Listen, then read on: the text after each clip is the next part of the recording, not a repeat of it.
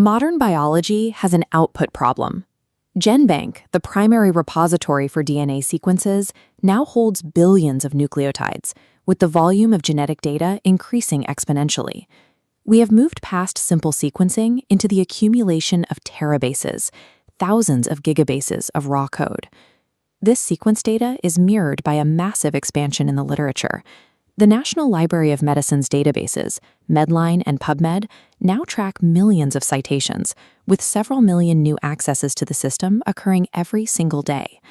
The math is unforgiving. Roughly 10,000 new papers are published daily. If you attempt to read these documents from the first word to the last, you will simply never finish. Relying on a traditional reading strategy means you will lose the signal in the noise. Survival in modern research requires a systematic algorithm. To manage this, we use a nonlinear pipeline workflow. We treat the literature like raw data, using a specific query sequence to filter for validity. This is the execution order. You start with the abstract, jump straight to the figures and results, then audit the methods. You only read the introduction and discussion at the very end. By following this sequence, you stop treating a research paper as a literary narrative and start treating it as a rigid computational sorting process. Step 1 is the abstract filter. Give yourself exactly 60 seconds to query the text for 5 things: the background, the objective, the methods, the results, and the conclusion.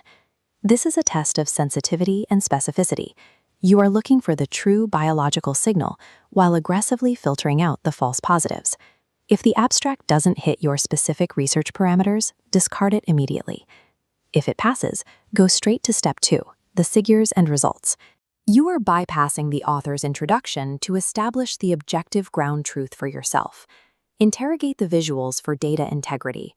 On a microarray scatter plot, check the axes. Are they labeled correctly or improperly skewed?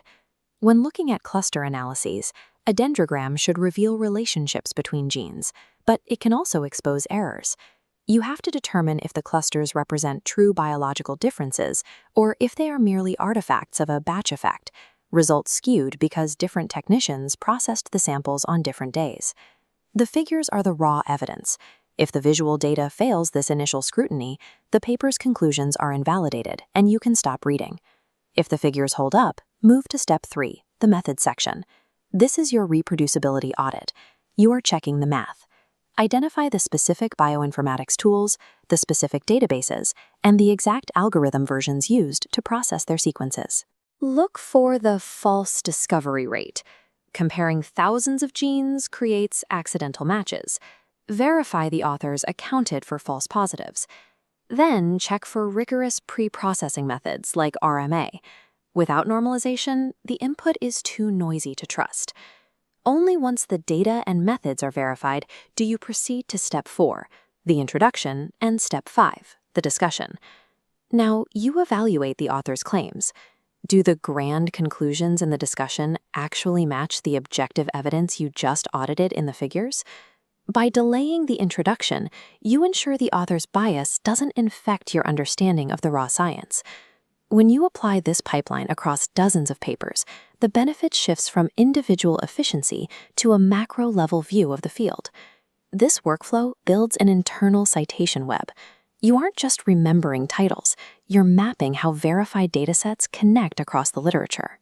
This distinguishes reproducible methods from one-off results, eventually revealing the specific gaps where data runs out. This is where you move from a passive reader to an auditor of the science.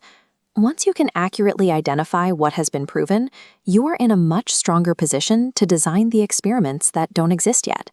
Remember the algorithm: abstract, figures, methods, then introduction and discussion. Join us next time on Bioinfobites as we move from the literature to the laboratory, breaking down protein structure from primary sequence to quaternary complexes.